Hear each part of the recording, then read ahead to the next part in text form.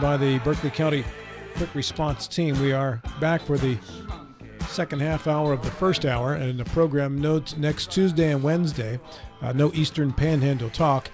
It'll be the candidate forum over at the Berkeley County Commission Chamber Meeting Room, and that'll go from 8 a.m. until about noon, both Tuesday and Wednesday. We'll start Tuesday morning with the 3 of the 4 governor's candidates. It'd be easier to tell you who's not going to be there, Patrick Morrison, than it would be to name all the ones who will be there. More Capito, Mac Warner, Chris Miller. And you can join us there. We're not bitter. We're not bitter at 8 o'clock for that. And then on the Wednesday morning at 8 o'clock, we'll have the state Senate candidates there in the Craig Blair district there with Tom Willis and Mike Folk as well. And that will be on TV 10.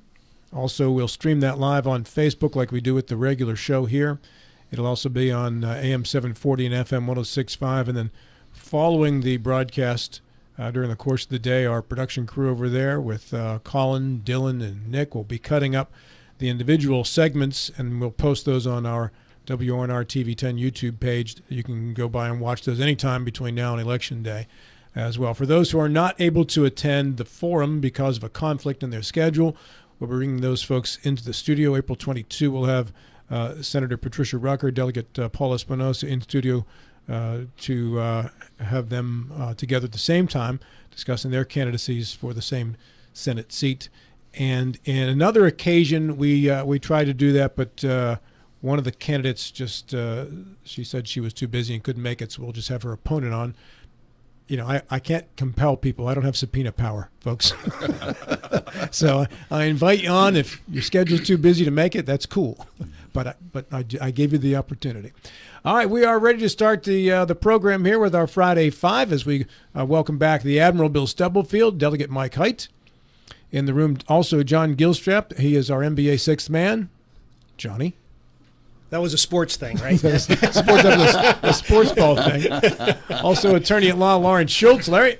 Great to be here once again. Welcoming back the prodigal son, David Valente, in the Joe Ferretti role via telephone. David, good morning. Good morning. Where you been? A lot of time in the hospital. My wife has been very sick, so doing a lot of hospital visits and rehab and all that stuff, and thankfully she's on the mend, so that's where I've been. Good to hear. I knew you had some health stuff going on. I wasn't too aware of too many details, but hopefully everything's working out. Yeah, absolutely. Well, good to have you back, sir. Yeah, good to be back. Are you ready to be introduced? I am. Let's do this. Then in that case. And we go a little something like this. Hit it.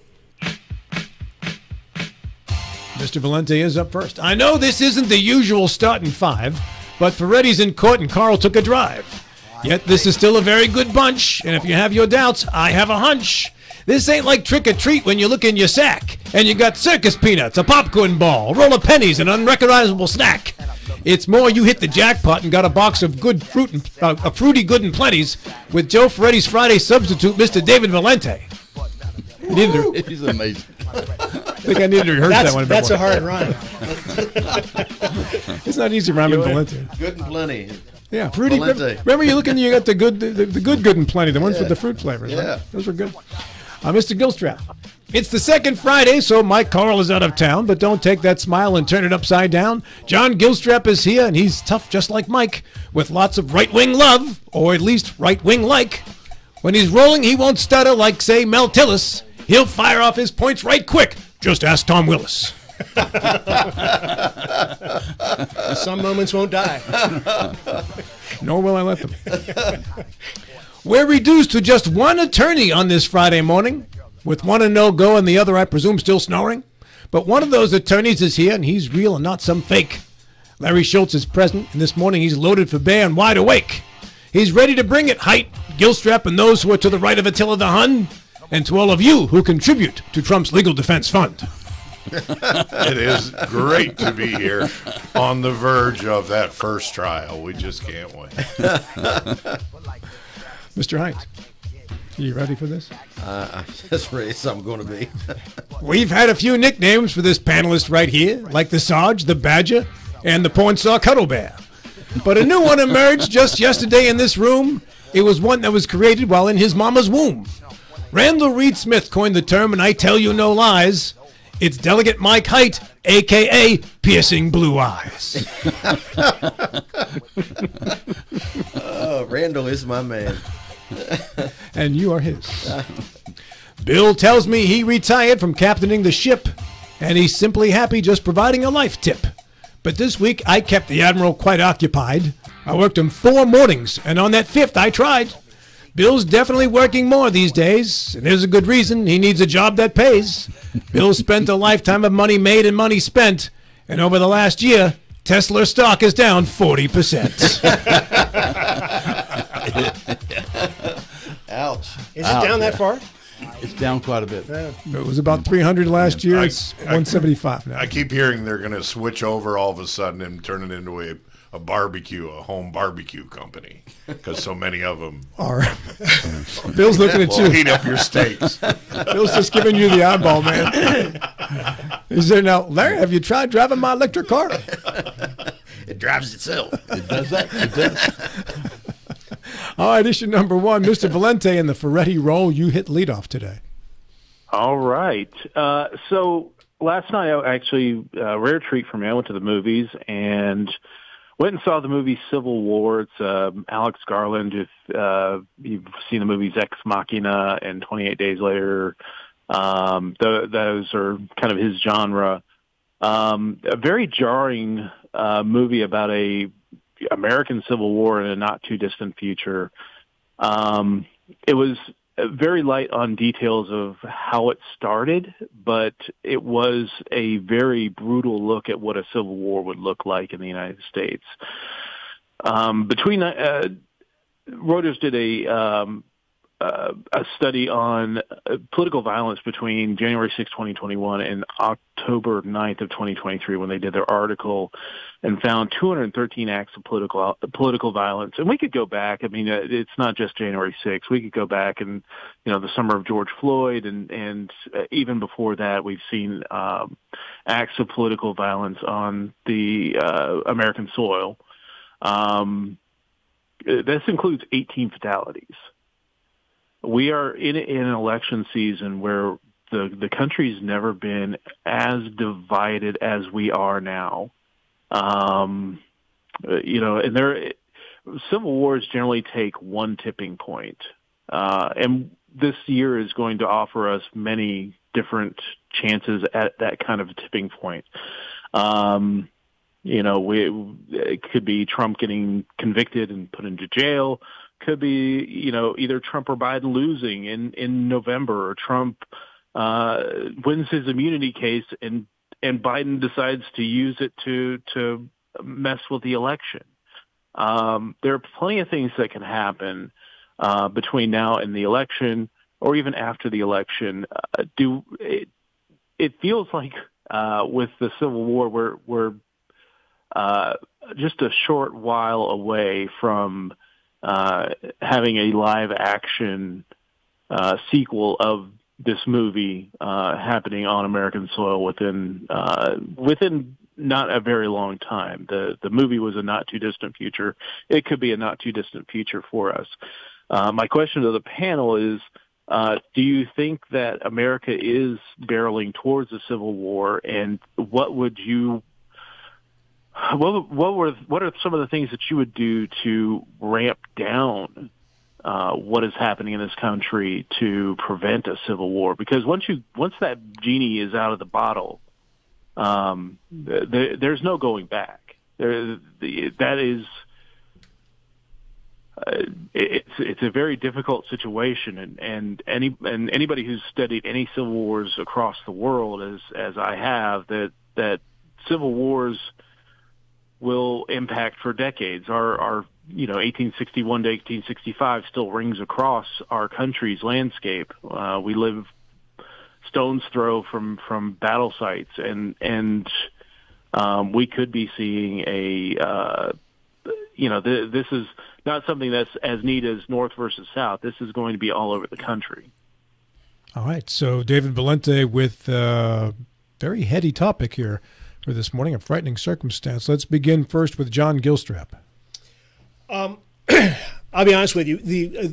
The reason my search for a home out west here in West Virginia started during over the last 5 years or so, when the political winds were such that I really began to think that we're heading toward what I would call a shooting war. I think the divisions within the country are getting wider, and there's an entire industry that is built around fomenting division.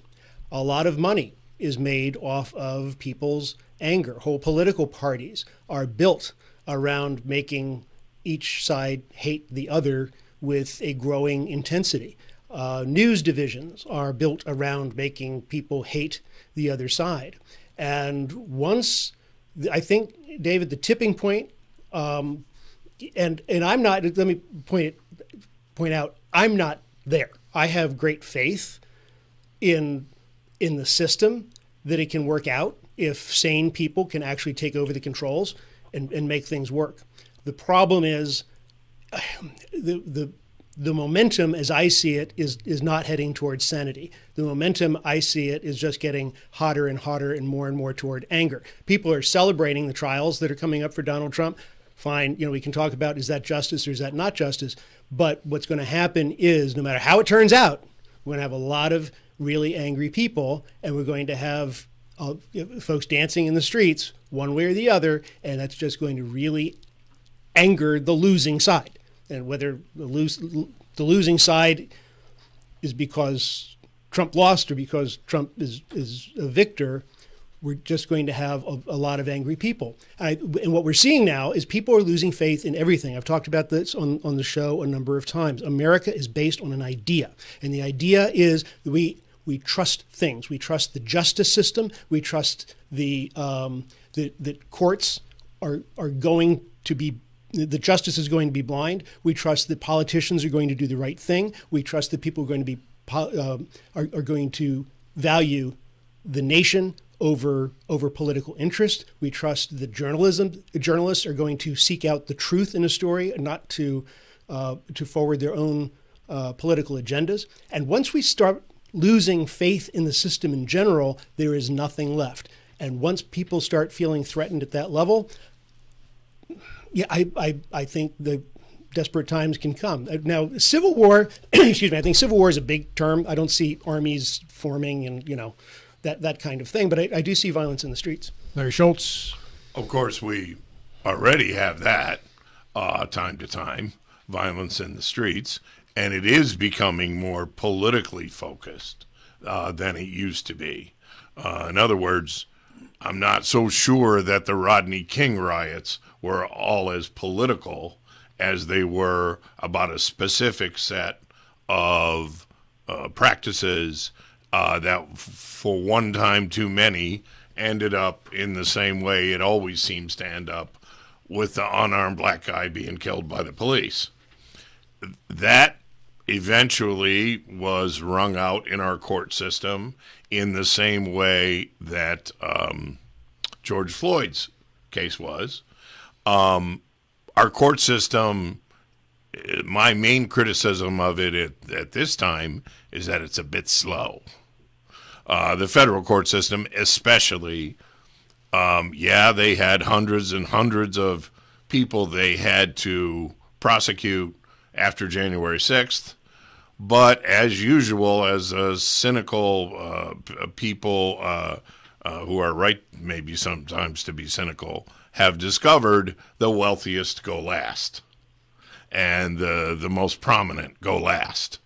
And so if you're an hourly wage earner and you go to the Capitol and make a mess, they're coming after you, and they'll probably do it fairly quick. If you're a self-proclaimed billionaire, then maybe not so quick.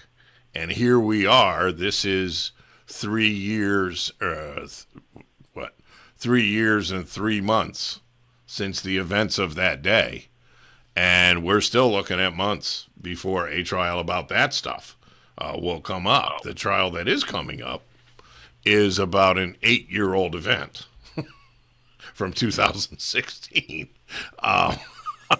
And so we gotta step on the gas. Now, there does come a point where I believe the Supreme Court was correct to say justice delayed is justice denied.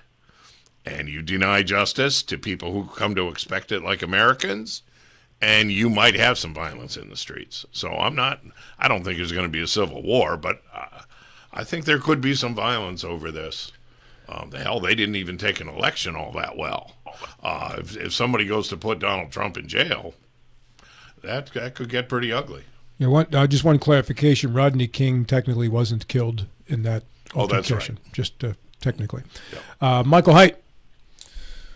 Well, I certainly hope that we're not headed towards a civil war, and we are being divided politically. We are moving farther to the right and farther to the left, and in the middle is not as big as it used to be. Sort of like the middle class. The rhetoric is getting hotter, and there are times when it seems like we're going that direction.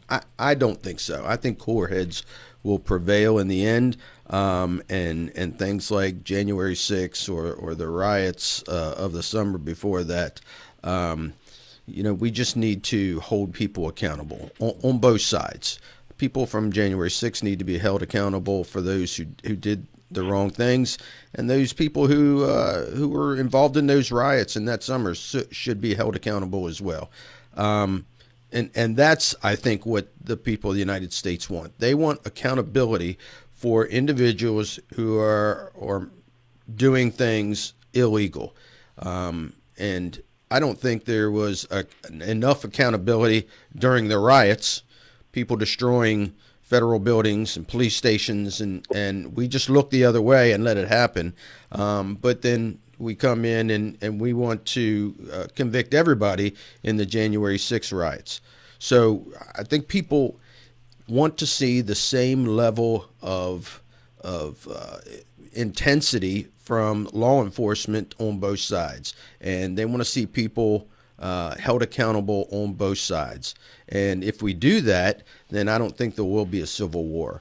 And if it does come to a civil war, I would say this: it's going to be a short civil war, because the majority of the people with guns are on the right, and this is not something you want to unleash.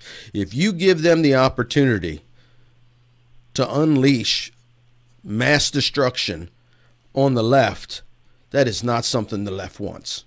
It will end very poorly for the left of this country. Hey, what did you guys serve at your last meeting, Mike, by the way? When you were talking about these plans, the revolution? Was it burgers, dogs? No, chicken. Chicken. Okay, chicken, very good. Yeah. Bill Stubblefield. Sounds like you had inside plans on that one. Like you knew the scoop. I appreciate Mike Haidt's perspective or insight to these things. I never really thought about the conservatives having more guns than the guys on the left have. Larry Schultz has a comeback for that. Right. So does Joe Ferretti. Yeah, by the way. Okay. We've had several times of conflict in the last century, several more in the century before that, such as the 1960s, where the universities were being bombed, the 1930s were coming out of the Depression. It was isolationism against involvement with the world. So there's the rest of the world.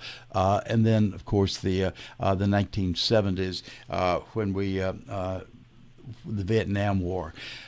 But none of those feel like they're the same to me. I think we're in a much, as people have alluded, we're in a much more delicate position right now. Case in point, RFK Jr. has been very vocal, saying if Biden's reelected, our democracy will be destroyed. Others have said the same thing. Biden has said the same thing in terms of Trump, that they're looking at the other side. The other side's going to destroy democracy. That's bad enough by itself, but what's more frightening are the people believe this. Something like 70% of the voters in some polls would say that if their party is not reelected, or worse, if the other party is elected, we're going to lose democracy. a lot of problems that we have, I think, can be tampered down at the national level. But this is a grassroots sense. This is a grassroots perception, and I personally find it very frightening. And I have more years under my belt than anybody in this room. I've never seen anything quite like this attitude. It frightens me. Comes back to you, Mr. Valente. Yeah, so a lot of good points by the panelists. John was absolutely right. The othering of people within our political system, where we treat other people, especially underrepresented populations, as punching bags. We're taught to fear. If you're a Republican, you're taught to fear the Democrat. And if you're a Democrat, you're taught to fear the Republican.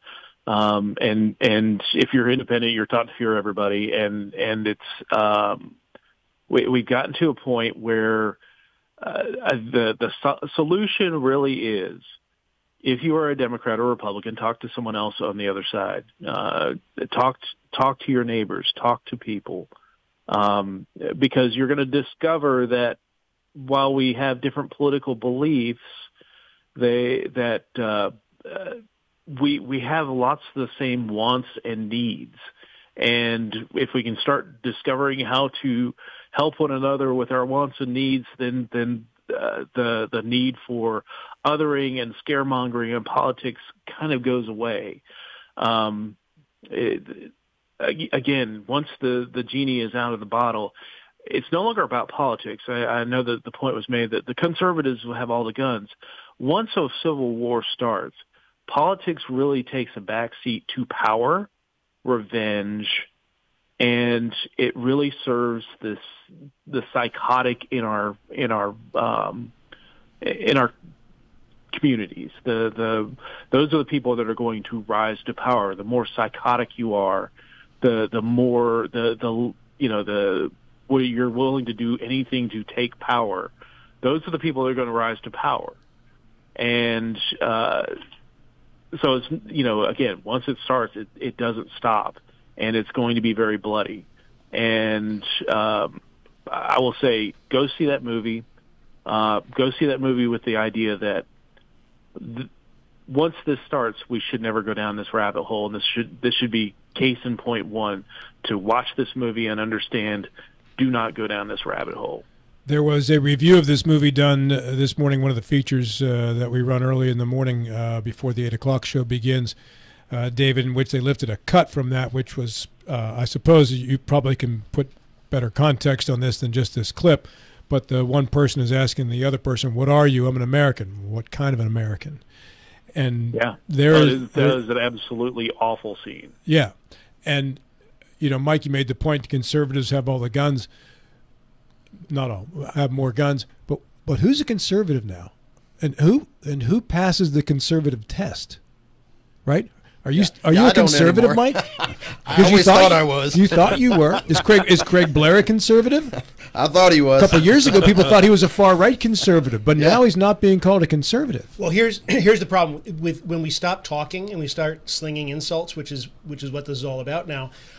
It's about passing the test. Everybody wants to belong to the team. Everybody wants to sit at the cool kids table, certainly at the political level. So once a conservative says, or a Republican says, yeah, but it's fair to allow abortion under some circumstances. Rhino, you're not a conservative anymore. We're going to primary you. We're going to throw you out of the party, and you no longer have a place at the table. And there's an active movement to run you out of the party, and that's fine if that happens at the State House, or if it happens in Washington. But that's happening at dinner tables now, and that's the problem. In my own family, I mean, I'm certainly to the right of my brother and his family, and that's fine. Except we used to talk about politics. Sometimes we get heated, but that's the way of family stuff. Absolutely not. If anything comes up about politics, they leave the room. It's that toxic.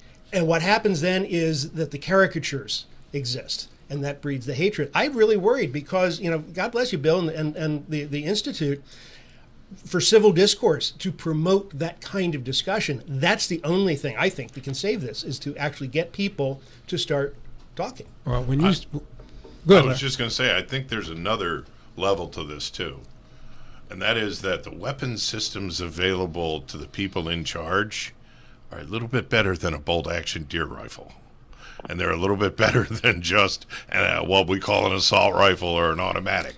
They've got drones with bombs that will kill everybody in the town. Larry, it's and not you about won't the ever weapon. see a guy. It's about the man using the weapon.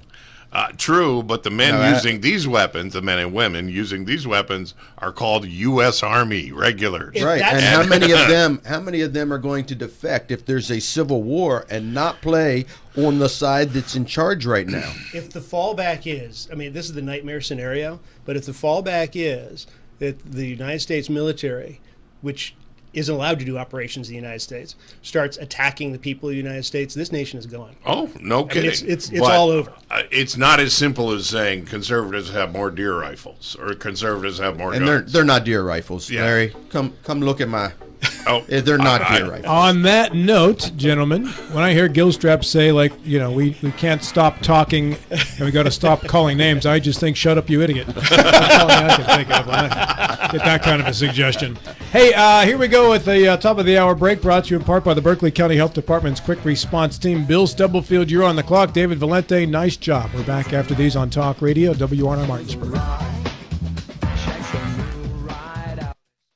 Sick of career politicians fattening their own wallets? I am too. This is Tom Willis. I'm running for West Virginia State Senate. I'm a U.S. Army Special Forces Green Beret, constitutional conservative, local business owner, and Christian family man. I'm pro-life, pro-gun, and pro-your West Virginia family values. Unlike my opponent, Duty Day Craig Blair, I will never vote for the chemical castration of gender-confused minors or to give $290 million of your taxpayer dollars to a woke Green New Deal DEI form energy company. Together, we can win. Please vote for me, Tom Willis, on May 14th. Paid for by friends of Tom Willis. If you or someone you know suffers from the disease of addiction, help is available from the Berkeley County Quick Response Team with peer recovery coaches and support promptly to the homes of those who've recently experienced an overdose. This collective effort towards recovery brings resources and services to the community, including naloxone and treatment options. Call 304-267-1313 or visit the Berkeley County Recovery Resource Center at 800 Emmett Rouse Drive, Martinsburg. The Berkeley County Quick Response Team is funded through a DHHR grant with the Berkeley Morgan County Health Department. I do. We got double the Rock's gas rewards, 6 cents off a gallon. I can't believe you didn't fill up. That's double my rent. Not my car. Save now with double the gas discount. 6 cents off a gallon with Rock's Rewards. We got double the Rock's gas rewards, 6 cents off a gallon. You had one job. It's between girls. Save now with double the gas discount. 6 cents off a gallon with Rock's Rewards. Panhandle Printing and Design is your full-service local print shop. With over 50 years of combined experience, we know how to handle all of your printing and design needs. We can handle anything, from small business cards to wrapping large vehicles. Our in-house design team can do it all. As a staple of this community, we love helping people promote their events, businesses, and anything they're passionate about. Envision, create, and bring your ideas to life with Panhandle Printing and Design. Mother Shuckers. Fresh Florida stone crab straight from the boat to your throat. Blue crabs, king, snow, Dungeness, all available year-round. Try and find that anywhere else around here. Homemade soup specials every day. Mother Shuckers is located at 1014 Winchester Avenue in Martinsburg. Mother Shuckers, we have an opinion. If you don't like it, shuck it up, Buttercup. Come on over. Providing reliable protection since 1877, we are Farmers and Mechanic Insurance Companies. For over a century, we have been dedicated to provide dependable insurance protection and excellent customer service. We specialize in auto, home, farm, and business insurance. Our products are backed with personal, hands-on service. You can trust us to protect what matters most to you. For all of your insurance needs, there's Farmers and Mechanics Insurance Companies.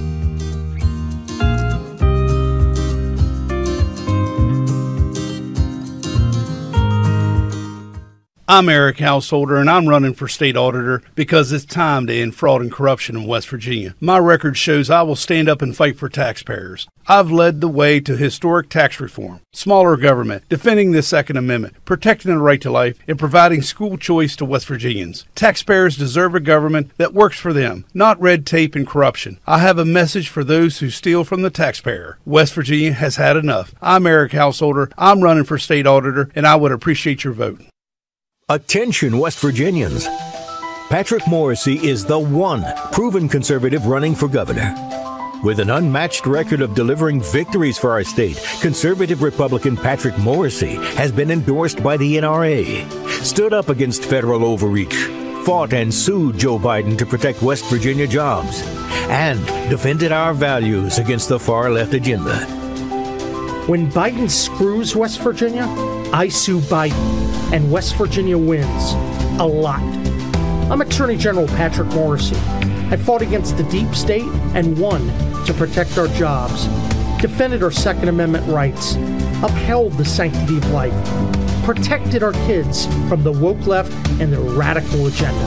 I'm the only proven conservative running and was the first to endorse Trump in this race. Paid for by Morrisey 2024. Patrick Morrisey is the one proven conservative running for governor. After a car accident, what do you get when you call Manchin Ferretti? You get more experience from a local law firm with over 115 years of combined service. More respect from a team who treats clients like their own family. And more fight, because we want you to get every dollar you deserve. Experience, respect, results. If you've been injured, that's what you want in your lawyer. And that's what you'll get when you call us. Car accident? Get more with Manchin Ferretti. 304-264-8505. I'm Mike Folk. I support the truth, so you're darn right I support this message. I'm here interviewing voters for the upcoming primary. So, who are you voting for? I'm voting for Blair. I love how he pockets my tax money by paying himself more than any senator in West Virginia history. Nice. And you? Oh, Blair for sure. I'm young and healthy, so I have no problem living in a state that ranks dead last in healthcare. Plus, he promised me a job 20 years ago. And did he deliver? Not at all. Fabulous. And what about you? I like Tom Willis. I also like expensive suits and how he got COVID shots into people's arms. Who doesn't? There you have it. Real voices from real citizens reluctant to change. This is Mike Folk, Republican for State Senate. That was a parody, but the current condition of our mountain state is no joke. We rank near the bottom in nearly every economic metric. Leadership has failed this district for the last 4 years. I invite you on May 14th to vote for change. Let's drain the swamp. It's time to folk things up in Charleston. Paid for by the committee to elect Mike Folk, not Craig Blair's special interests. General candidate for Governor Patrick Morrisey. I was disappointed, as were many others, that you decided to withdraw from the forums and the debates. Not correct. I heard that it had. I, at the very beginning, asked my opponents if they'd agree to 3 debates and said I would commit to 3 debates, and that's what I'm doing. We did 1 debate down in Glade Springs. I accepted a debate that was in Charleston for WOWK, and we accepted a debate with WSAZ. There are people that have been saying, well, we withdrew. That's not the case. I was very clear at the beginning I was going to be doing 3 debates. You go back to last October, that's the case. I've stuck to my word. I think debate's important. I was willing to commit to that. I have committed to that. We have another forum coming up at the end of the month, a debate. I think I've been very proactive about it. That's why I tried to get the candidates together on all the issues in advance, and I think some just chose to be more political and insist on getting their way, and I indicated 3 debates, and that's what we're doing. Live from the Talk Radio WRNR studios, it's time for Eastern Panhandle Talk with Rob Mario. Thank you, Cliff Maxwell. Welcome back to the program. Eastern Panhandle Talk is produced by the Sports Doctor Colin McLaughlin and brought to you in part by the Manchin Ferretti Law Offices in Martinsburg, WVJusticeLawyers.com, also by CMA Honda. So welcome back our Friday crew via telephone. David Valente, former state chairman of the Libertarian Party of West Virginia. Good morning, David. Good morning. And now you're just a GDI, right? Just an independent. Is that correct? Yeah, I'm a no party affiliation. Non-affiliated. All right, let's say. Which side are you going to be on the Civil War? He's the ref. I'm the hightailing it to Canada side of the Civil War. Striped shirt. Wouldn't it be funny if all the Americans fleeing to Canada ran into a giant wall that was built along the border? Hey, only if we pay for it. That was actually a South Park episode a few years back, if you haven't seen that one, by the way. Yeah. Also, Delegate Michael Haidt. Good morning, sir. Good morning, sir. He is the best sixth man in this NBA. John Gilstrap, New York Times bestselling author. Good morning. Larry, let's say good morning to you again as the only fully bearded member of the crew today. Well, I'm happy to be representing in that regard. In that case, great job. And second, and on the clock right now with issue number 2, the Admiral Bill Stubblefield. Rob, the first section we talked about the mood of the country. I'm going to shift to a statewide issue. A month ago, there was a poll of the folks running for governor that showed Marcy had nearly 33% of the votes. Miller was at 16%, Capito at 14%, Warren at 6.2%.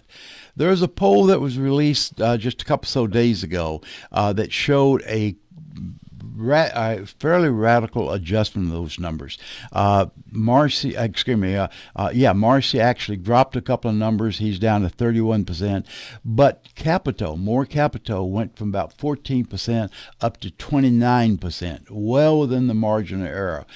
Miller was pretty static, as was Warner. But the big thing was Moore Capito going so high. If you look at those numbers just by themselves, that's fairly shocking. But if you look at the individuals that are most likely to vote, very likely to vote, Capito has a 6 or 7 point lead over Marcy, and those individuals very likely to vote. If you break it down to strict Republicans, the Rhino Republicans like Mike Haidt, or the or the moderates, the hardcore Republicans will support Marcy. The moderates and the independents are going to support Moore Capito. This comes back to, I think, to what the executive board of the Republican Party was faced a few months ago when they were decided to have an open primary or a closed primary. In other words, have it just for Republicans or open it up to independents. Marcy was supposedly one of the big pushers to have a closed primary, only those Republicans. Now that falls in line with these numbers we're seeing right now. You add to this the amount of dollars that we have. Marcy has a lot of money in his war chest. Miller has a lot of money. Moore Capito has less. Mac Warner has less even still. But most of the time, polls tend to follow the mood of the people. My sense is this particular poll, the most recent poll that shows Moore Capito up or even with Marcy and among very likely voters actually ahead, I think this may be a precursor to a much larger shift. Because I think folks, as John Gilstrap said earlier, everybody wants to be at the table. People kind of discounted Moore Capito as being a serious candidate. This shows that he is a very serious candidate. I guess my question to my colleagues is, do you put faith in polls, and do you see this particular poll as being a particularly critical poll? It's a repassed poll, 400 voters in this 4.9% margin of error, if I recall. Mr. Schultz. The interesting thing is it's the same division, in a way, that's affecting the National Republican Party. I would guess the straight-up Republican vote that Bill was talking about going largely to Morrissey is a Trump vote, similar to the 74% of West Virginians who voted for Donald Trump in the last election. But now there's been some erosion, and there's people casting about for other options. We're not going to get one on the national scene, but that doesn't mean on the local scene, if you're dissatisfied with Trump, that you couldn't creep over and vote for someone else in the primary rather than the person that – I don't think Donald Trump has endorsed any of these candidates, has he? No. And it could be that some of them are saying, No thanks. In West Virginia? No way. They would love that. Every one of them will take that endorsement. Yeah, it could be, but I mean, we could come to a day, even in the next month or two, when people will start to say, well, no, wait a minute. Not going to happen. You're dreaming, Larry. Yeah, I may be. If he gets put in prison, it'll be even stronger. But, you know, somewhere along the line, I have faith that people who espouse and bring as much religion to the table as West Virginia Republicans do will have a problem with a guy paying hush money to a porn star. That they'll have a problem with a guy who bald-faced lies under oath again and again and again. Well, none of these governors candidates have done that. You mean lied under oath, or no, the governor's candidates, because that's what we're truly talking about. We're not talking about Trump. We're talking about the governor's. We're candidates. talking to Larry. Well, we're always talking about Trump. This is a 74% Trump state, and I'm suggesting that among the people who have looked at themselves all their lives as law-abiding citizens, they're starting to wonder about Mr. Trump, and they're starting to wonder about whether this is necessarily what they need. There could be some, and I would be interested to know where those people will go when it comes time to vote for governor. All right, Mr. Valente.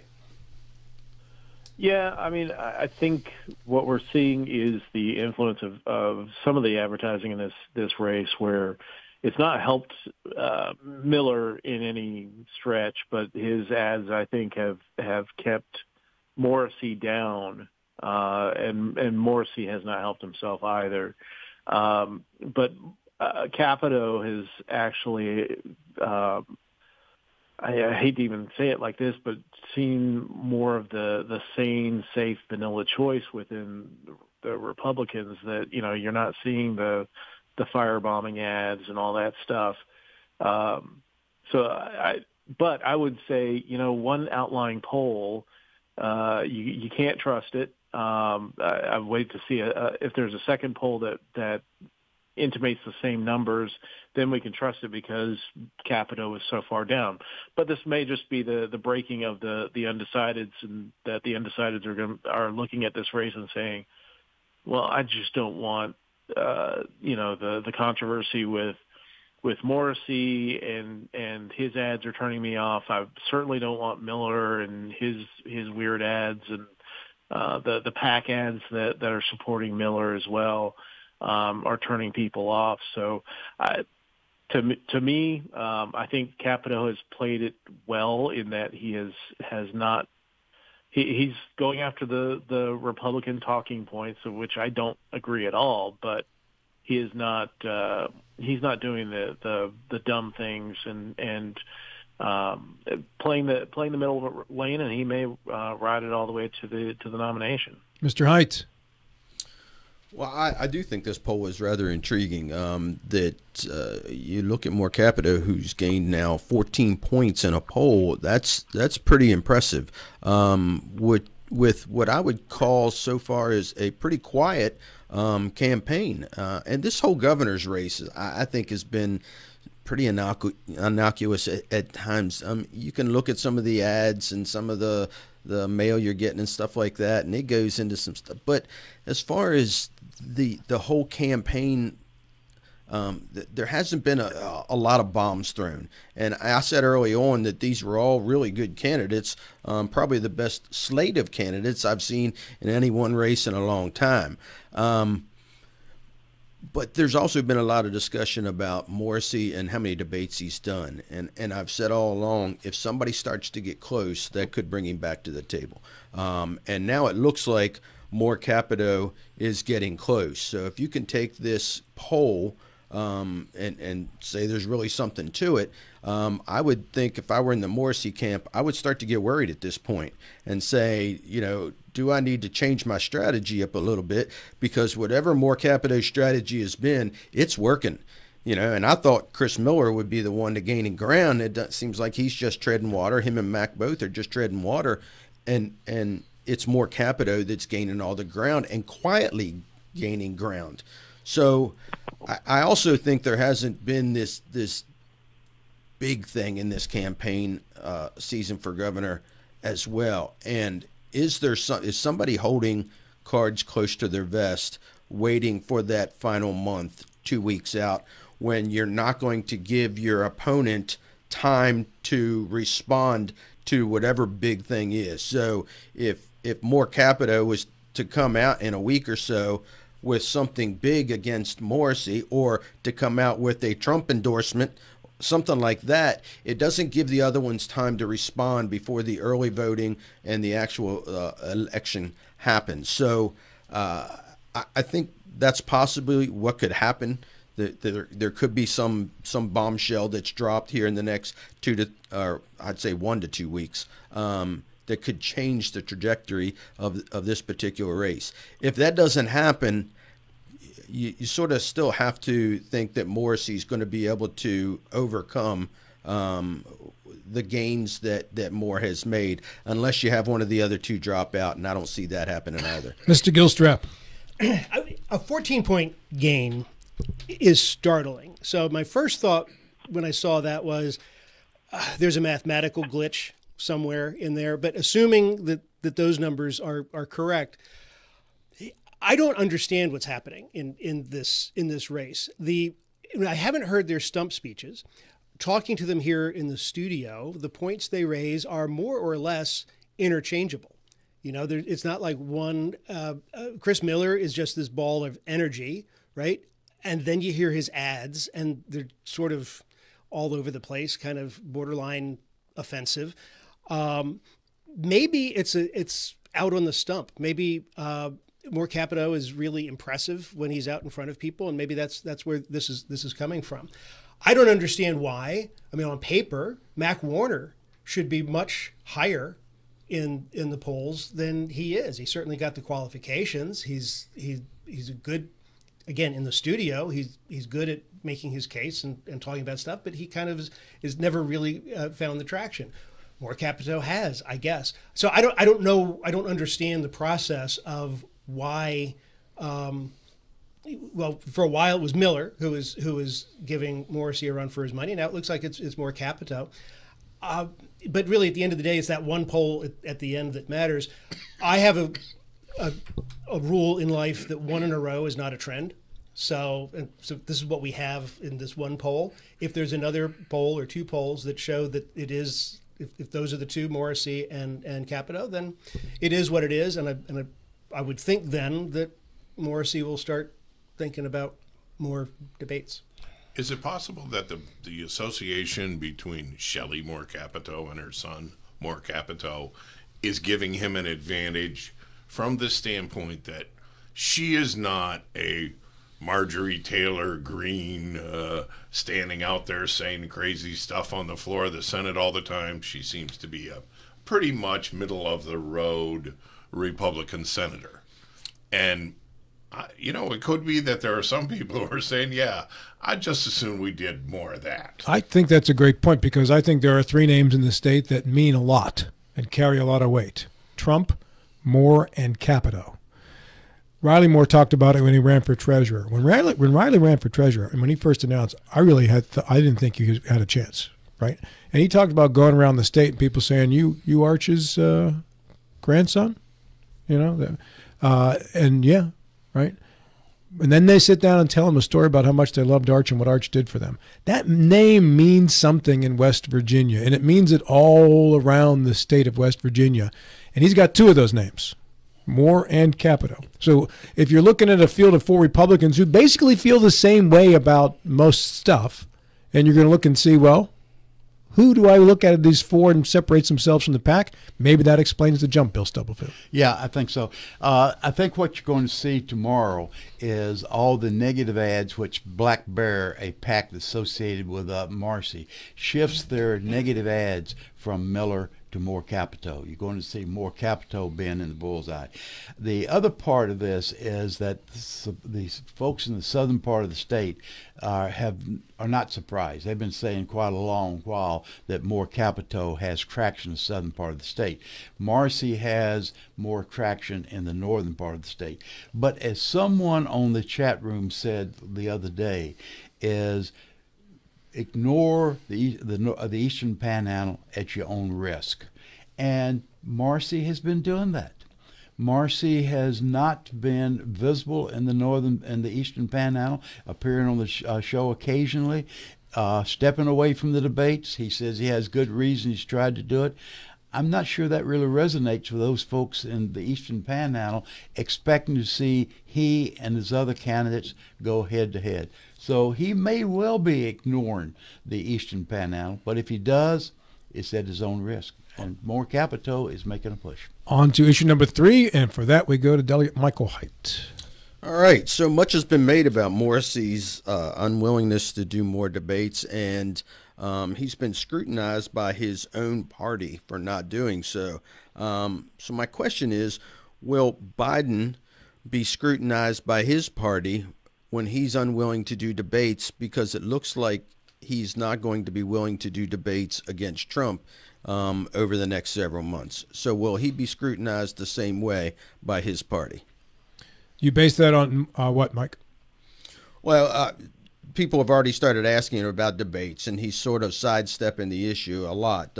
Trump, right now, anywhere, anytime, when asked about debates. So, and as far as Morrissey, we talk about it on here a lot. Him sidestepping debates or not. I won't say sidestepping debates. He agreed to 3. He did 3. And he's not willing to do any more. So I understand where he's coming from, but he's still scrutinized by his own party. And people want him to do more. All right, let's start with David Valente via telephone. The focus is on Trump and Biden here in terms of debates. David? Yeah, so I've got a vision of the 2024 debates of Joe Biden visiting a correctional facility and picking up the phone to debate Donald Trump and putting his hand on the glass. You just made Larry's day. No, I mean, look, the traditional debate flow is 2 presidential debates and 1 vice presidential debate. We might get a third. But it's still way early. I'm not a real big fan of the Committee on Presidential Debates or the Commission on Presidential Debates.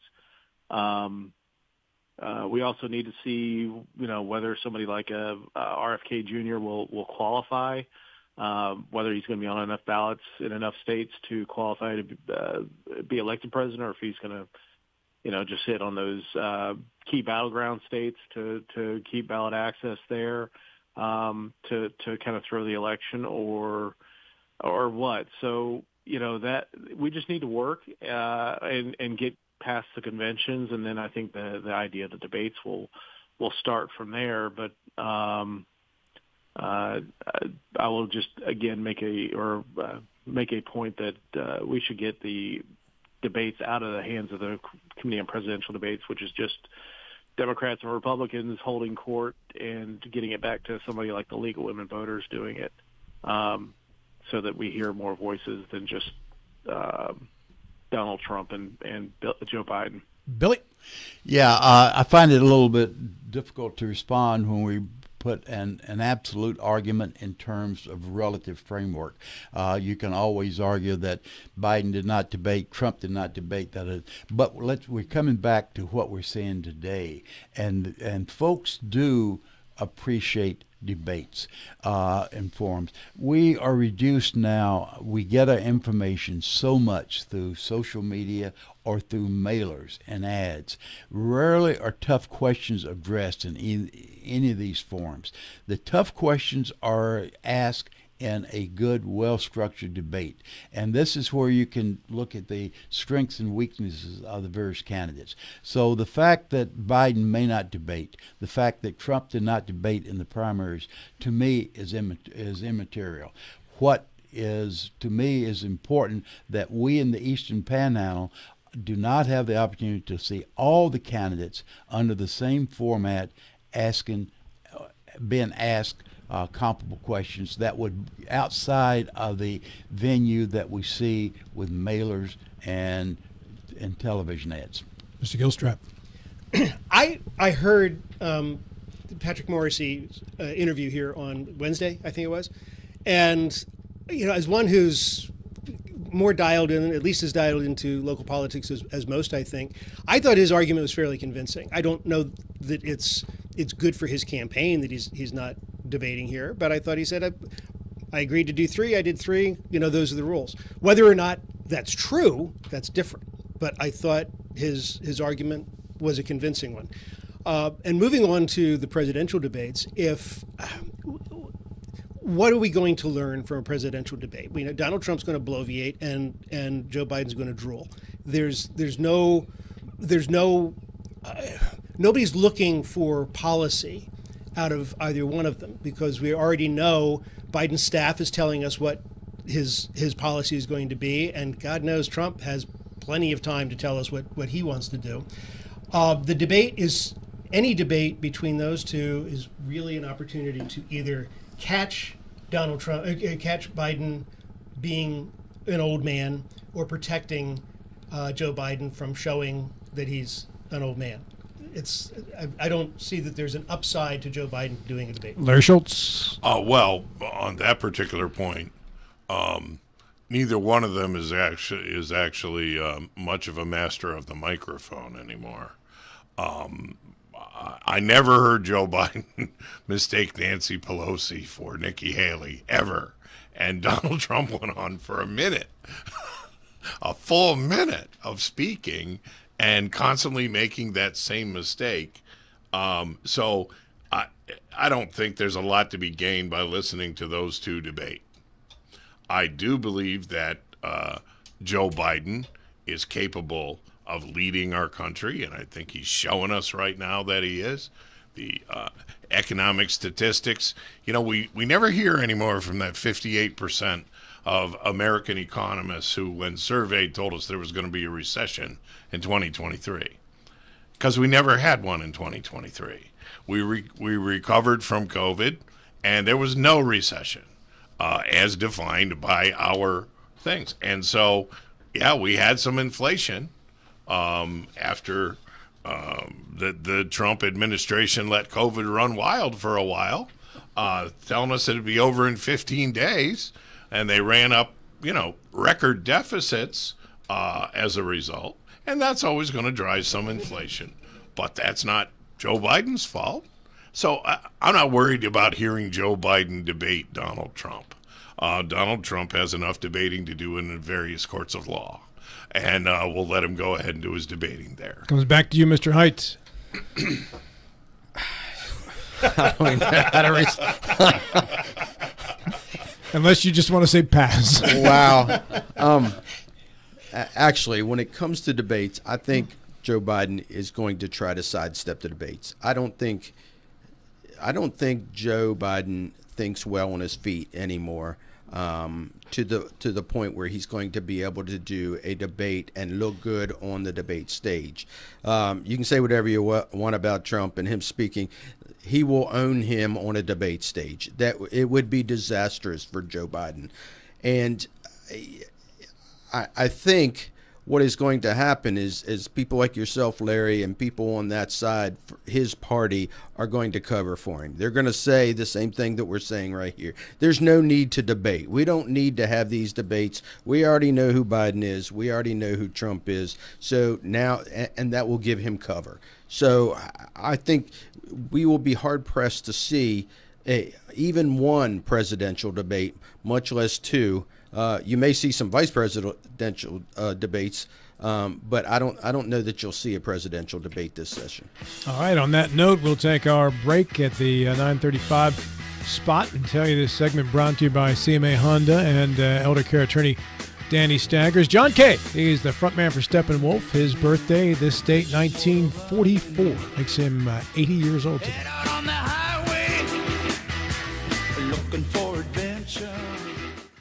Attention, West Virginians. Patrick Morrisey is the one proven conservative running for governor.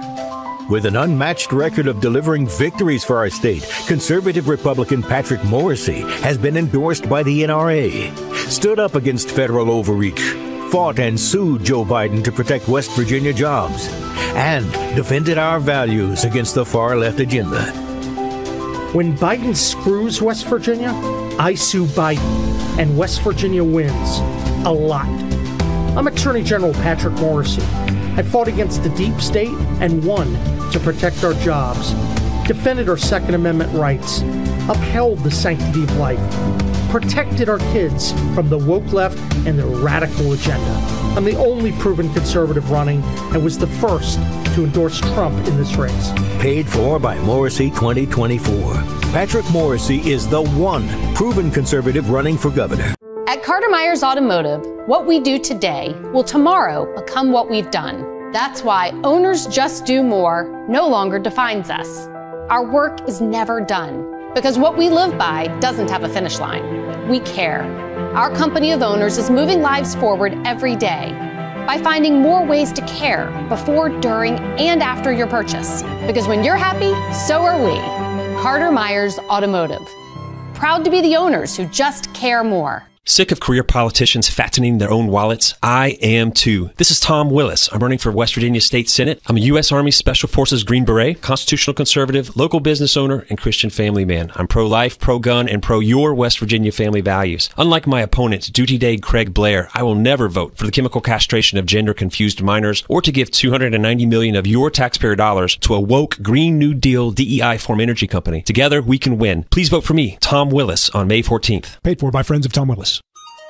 The WVU Heart and Vascular Institute is pleased to announce that thoracic surgery with Dr. Shalini Reddy is now available in Martinsburg at WVU Medicine Berkeley Medical Center. Dr. Reddy has practiced thoracic surgery in the region for over 8 years and offers robotic laparoscopic surgeries for the lungs, esophagus, and more. For more information about thoracic surgery in Martinsburg, check us out online at mywvuheart.com.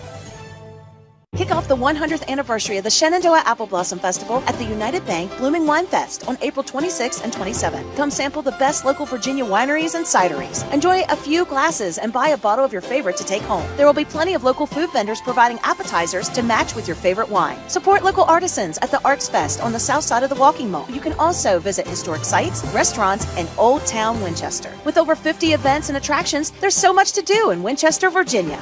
This festival highlight is brought to you by Xfinity. With 4 new car dealerships and 4 used car dealerships in 3 states, Parsons is the largest used car and fastest growing new car dealer in the tri-state area. Take Parsons Ford with huge savings on hundreds of new Fords, financing from 0%. Parsons' goal of financing for all, and Parsons' famous above-market trade-in allowances that help make Parsons #1 for used cars too. See why so many won't buy anywhere but Parsons Ford in Martinsburg. We became #1 by making you #1 first. Parsons. Do you have someone in a nursing home?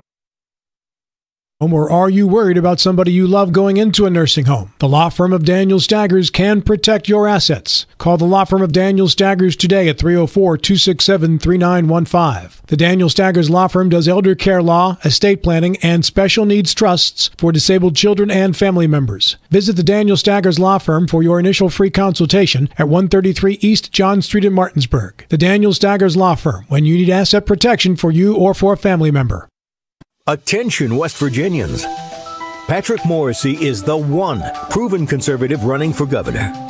With an unmatched record of delivering victories for our state, conservative Republican Patrick Morrissey has been endorsed by the NRA, stood up against federal overreach, fought and sued Joe Biden to protect West Virginia jobs, and defended our values against the far-left agenda. When Biden screws West Virginia, I sue Biden, and West Virginia wins. A lot. I'm Attorney General Patrick Morrissey.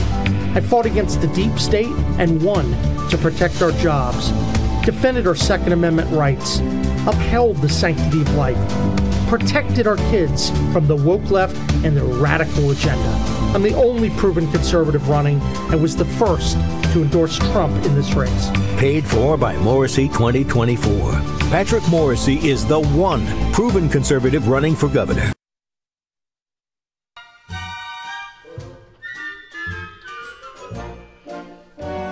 This segment of our show today brought to you in part by elder care attorney Danny Staggers in downtown Martinsburg at 304-267-3915, and also by Larry DeMarco and Company at Century 21 Modern Realty Results. Today is the birthday of Ed O'Neill, 1946. And remember him from Married with Children, success in other shows as well. And You may not know this, but Ed O'Neill was actually cut, one of the last cuts from Chuck Noll, his first season as a head coach of the Pittsburgh Steelers. He signed as a free agent out of Youngstown State. He was a football player there. Yeah. Do you think Frank Sinatra is happy that his song is forever associated with that show? I think he's dead. I don't think he cares. Every time it plays, he gets a royalty check to the family. Right. Mr. Schultz, you're on the clock with issue number 4. Yes, as a person who drives from the Berkeley Springs metro area to the Martinsburg metro area Greater Berkeley every Springs day, I was happy to see that West Virginia's announced a 15-point plan to relieve traffic congestion on Route 9 west of Martinsburg. Mostly, it seems to be, it was like, wow, 15 points, this is going to be great. Sounds like it's a bunch of new left turn lanes at some of the red lights. And I'm wondering a couple of things. First of all, they say it's going to take at least 2 construction seasons to complete this work. So for those of us who are nearing retirement and really tired of driving and really tired of sitting in traffic, say a mile before the Hedgesville red light and slowly creeping up 5 cars at a time until you get there, I don't know what they're going to do about that intersection because the houses are right next to the road. So I don't know if they've got room to even build extra left turn lanes or if it'll make any difference at all. So what I'm wondering is, do you think that this proposal is actually going to relieve what is some very serious congestion on that road when they come in and do any extra work like cutting trees or anything like that? I could be delayed a half an hour getting to Martinsburg, and it's only a half-hour drive. Let's begin with the guy who might know about this. He was at the big ceremony, Michael Haidt. So I'm very glad that they're coming and doing something about Route 9. It's overdue. You know, we've had a plan on the books for over 40 years in the state of West Virginia to enhance and even do bypasses around Hedgesville on Route 9 West. I think this is a short-term solution and will alleviate a lot of the waiting in the morning and in the evening.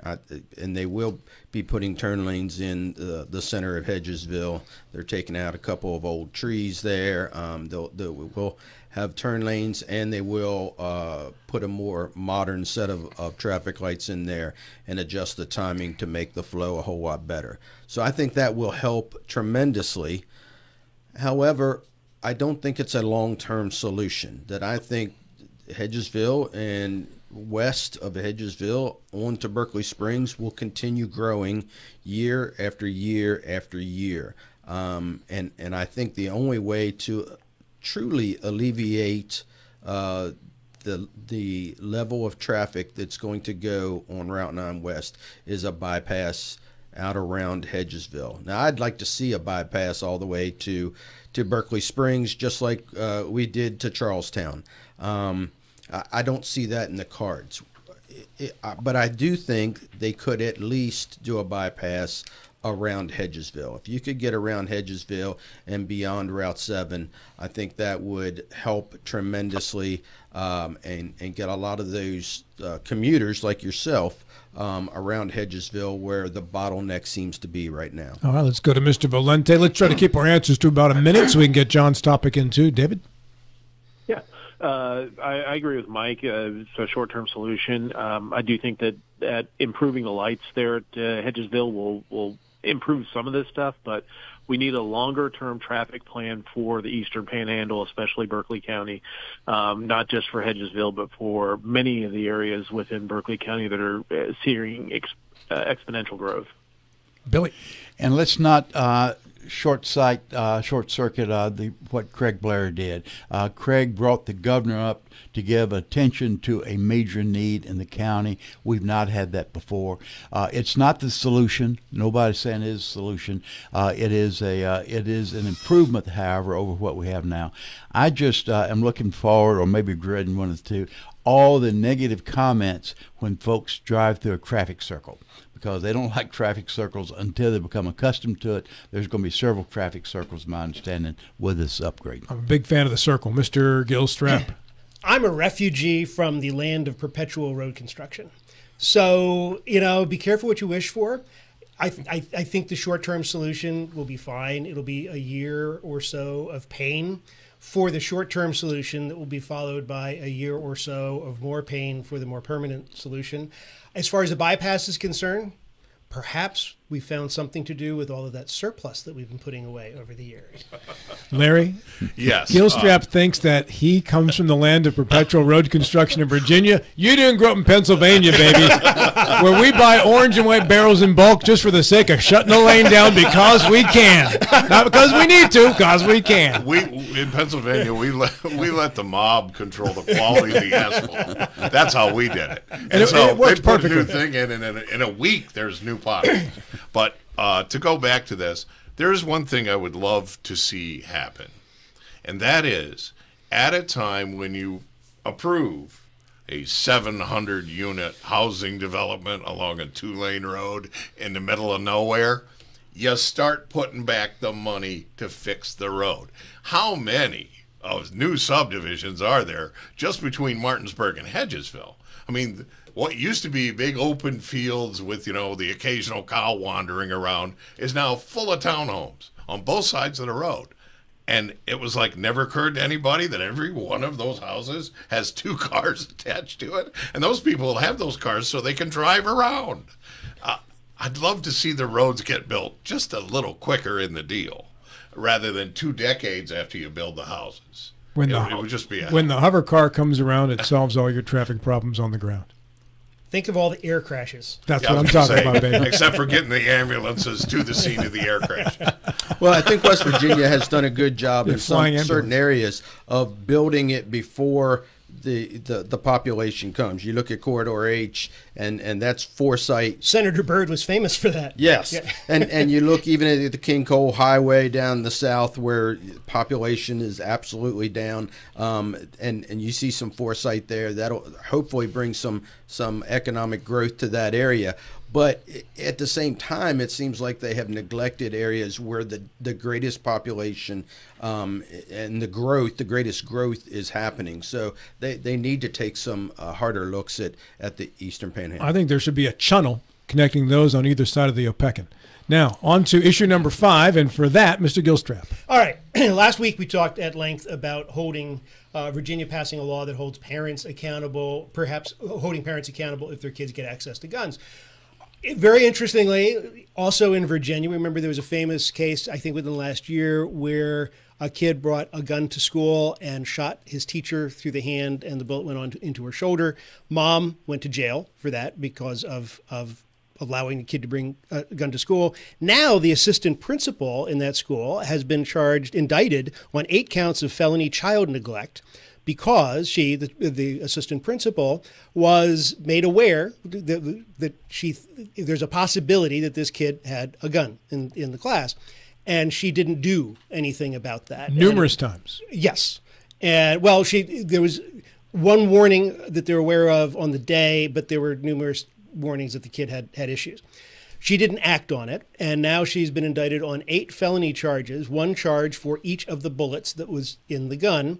Each of the charges carries a maximum of 5 years in prison. So my question is, it's 2 parts. One, for the lawyer, is this a reasonable charge for the assistant principal who's 2 steps removed from the kid?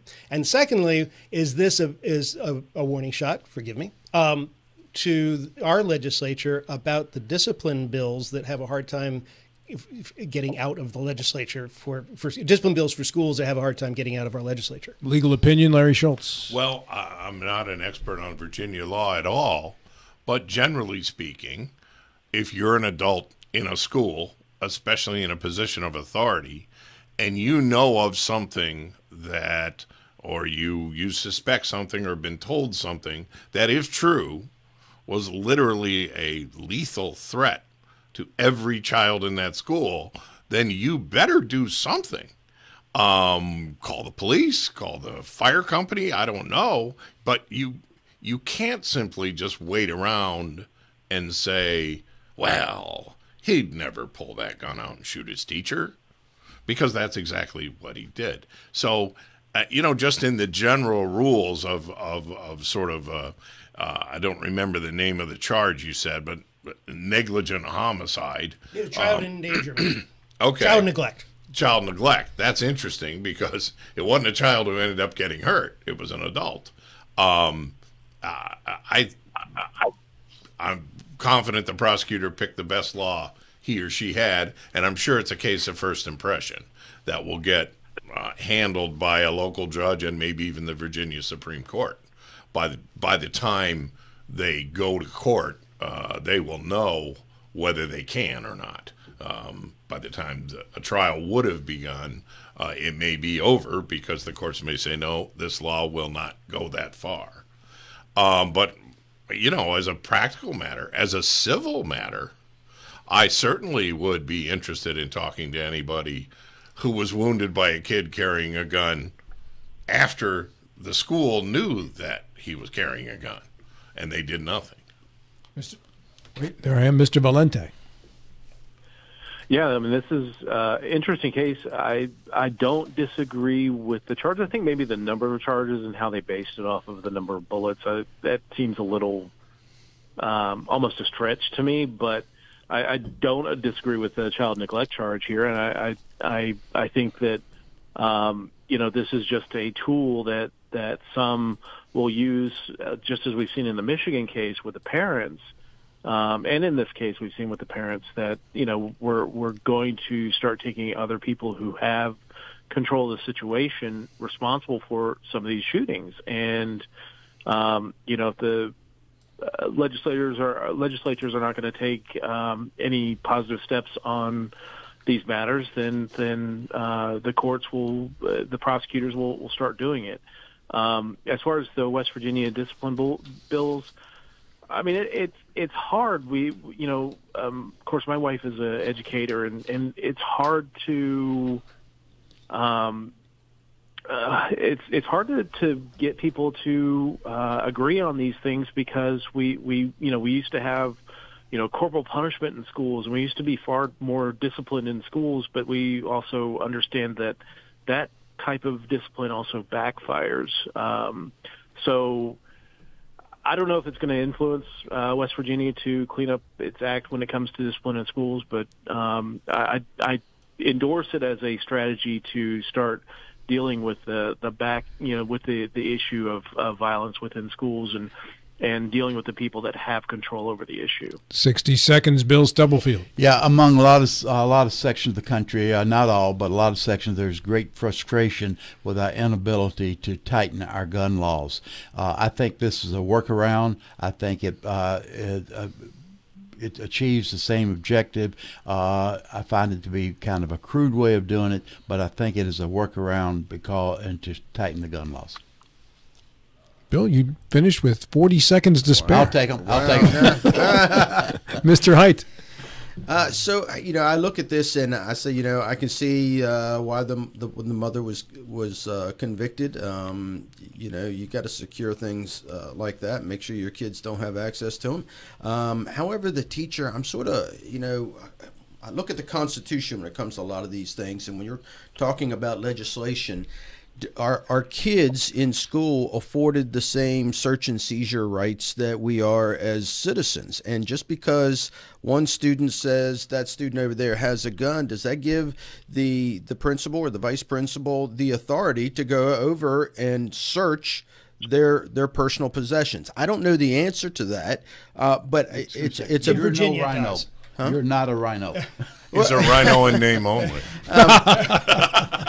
So when I look at the constitutionality of it, did she have the authority? She's being tried like she should have had the authority to do that. So should she have done something? Yes. 10 seconds. So maybe contact the law enforcement and allow them to get a warrant if that's the case. But she should have done something.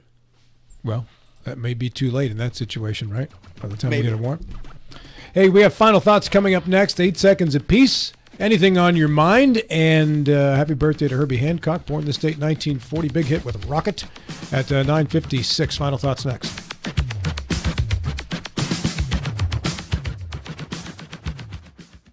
Attention, West Virginians. Patrick Morrissey is the one proven conservative running for governor.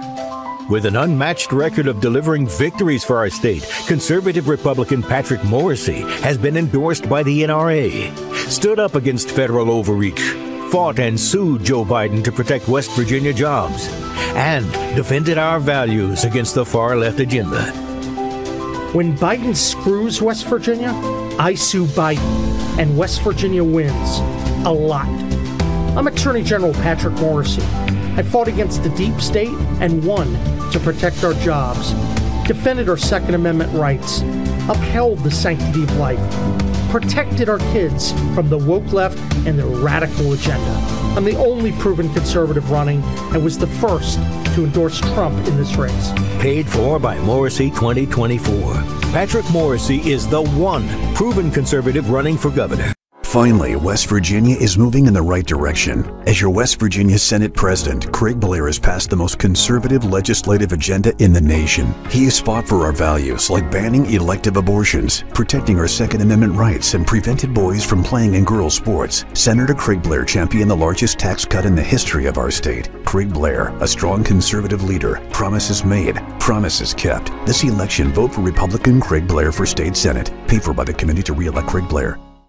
The Classical Christian Academy at Bethel is helping create extraordinary futures. So we've seen improvements in our boys on the, as I said, arithmetic, reading and writing. I worked in the county, I worked in public school, and that's what I knew. And I knew I wanted to be able to give her more. So I would recommend this to anyone. You know, our daughter has thrived here. The family-like environment is exactly what she needed. The Classical Christian Academy at Bethel in Martinsburg, equipping children to lead lives of significant impact. Hi, Crescia Hornby here. Larry DeMarco, broker of Modern Realty Results, believes he has some of the best real estate agents in the Eastern Panhandle. Agents at Modern Realty Results have years of experience and knowledge of the local real estate market. Agents within the office work as a team to provide quality customer service. We strive to always ensure client satisfaction through handling every transaction with honesty and integrity, all while offering competitive rates. Modern Realty Results is veteran-owned and managed. Please call us at 262-4222, modernrealtyresults.com. Talk Radio WRNR and TV10 is your home for high school baseball and softball. The pitch from 4, lined into left field. That's down for a base hit. French is rounding third, and the Eagles walk it off and win the Region 2 Section 1 championship over Musselman on the Lane to Water walk-off single. Join us all season long for coverage of every EPAC team right here on Talk Radio WRNR and TV10. Final thoughts, 8 seconds apiece. We start with you on the phone, David Valente. With apologies to the band Styx and Dennis DeYoung, thank you domo arigato, Mr. Roberto, for having me back on. Oh, you're quite welcome, Mr. Valente. Mr. Schultz. I intend to live forever. So far, so good. Keep up the momentum, Larry. Mr. Stubblefield May. We have approximately 1 month before the elections. Get out and get to know your candidates. Mr. Gilstrap. If you're looking for cool things to watch on television when you're not reading really good books, Masters of the Air is great on Apple Television, and then follow the ads for the new look, which is another good one. Mr. Height, you've been pushing that fashion I have. show. It's great. 5 seconds. You took your time. Heading back to interims this weekend. Let's get this budget fixed. Dave Ramsey Show's coming up next. Have a great weekend. This is Talk Radio, WRNR Martinsburg and TV10, and we'll talk to you again in 70 short hours. 5 o'clock somewhere.